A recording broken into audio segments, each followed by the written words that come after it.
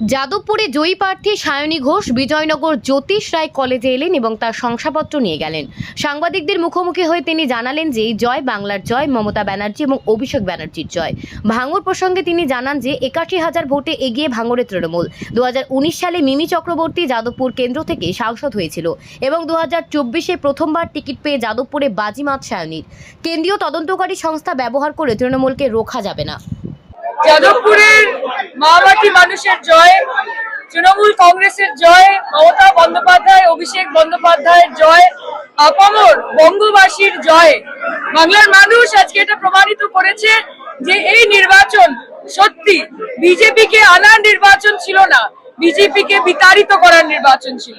বাংলার মানুষ আজকে বুঝিয়ে দিয়েছে কেন তারা এক নম্বর। আমি ধন্যবাদ জানাতে চাই যাদবপুরের মানুষকে। পাশে মাননীয় মন্ত্রী রয়েছেন, মাননীয় এমএলএ রয়েছেন, আরো সবাই সঙ্গে ছিলেন। ৮১ দিনের একটি লড়াই, যেই লড়াইয়ে যাদবপুর লোকসভা কেন্দ্রের মানুষ দুহাত ভরে তাদের ঘরের মেয়েকে আশীর্বাদ করেছে। তাদের আস্থা আমাদের উপর আগামী দিন থাকবে, এই বিশ্বাস রাখছি। ঘরের মেয়ে হয়ে উঠবো, কথা দিলাম। 2019-এর লোকসভার নিরিখে এইবার বিজেপি এবং বাম দুপক্ষেরই কিছু ভোট কমেছে, সেই ভোটটা টোটাল তৃণমূল কংগ্রেসের পক্ষে গেছে।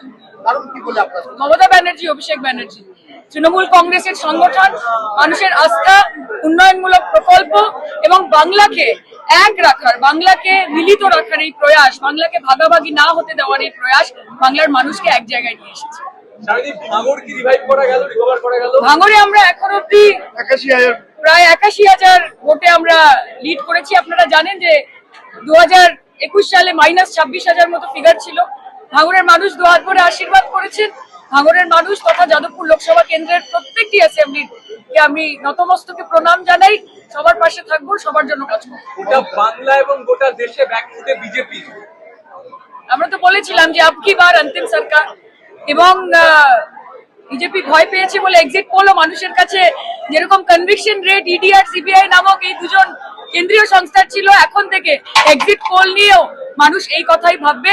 মানুষকে ভীত করার চেষ্টা, সন্ত্রস্ত করার চেষ্টা, আমি মনে করি বাংলার মানুষ তথা গোটা ভারতবর্ষের মানুষ নরেন্দ্র মোদী এবং অমিত শাহকে মুখের উপর জবাব দেবে। সবাই বলছে জয়ের পেছনে আমার কোনো কমিশনের যাদবপুরের সমস্ত তৃণমূল কংগ্রেস নেতা, কর্মী, সমর্থক এবং সর্বোপরি মানুষ তারা মমতা ব্যানার্জিকে দুহাত করে আশীর্বাদ করেছেন। আমাদের সর্বভারতীয় সাধারণ সম্পাদক অভিষেক বন্দ্যোপাধ্যায়ের সংগঠন, সেগুলোকে নিয়েই আমাদের সবকিছু।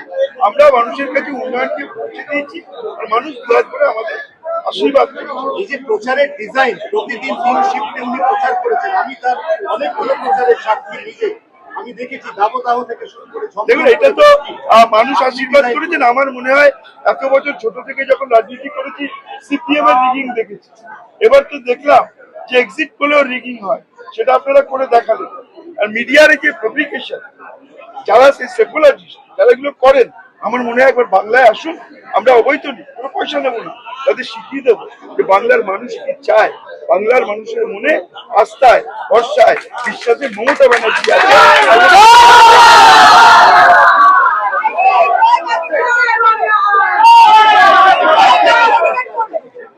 আগামীকাল ইন্ডিয়া জোটের গুরুত্বপূর্ণ বৈঠকে যোগ দিতে অভিষেক বন্দ্যোপাধ্যায়কে পাঠানোর সিদ্ধান্ত নিয়েছেন।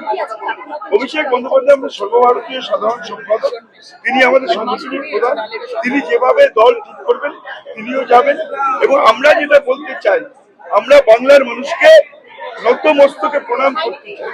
বাংলার প্রতি বঞ্চন, বাংলার মানুষকে অপমান, বাংলার মানুষের প্রতি অবহেলা, তার জবাব বাংলার মানুষ দিয়েছিল। বঞ্চনা করে সিবিআই, ইডি, ইনকাম ট্যাক্স দিয়ে বাংলার মানুষকে দবিয়ে রাখা যায় না, মানুষ সেটা প্রমাণ করছে।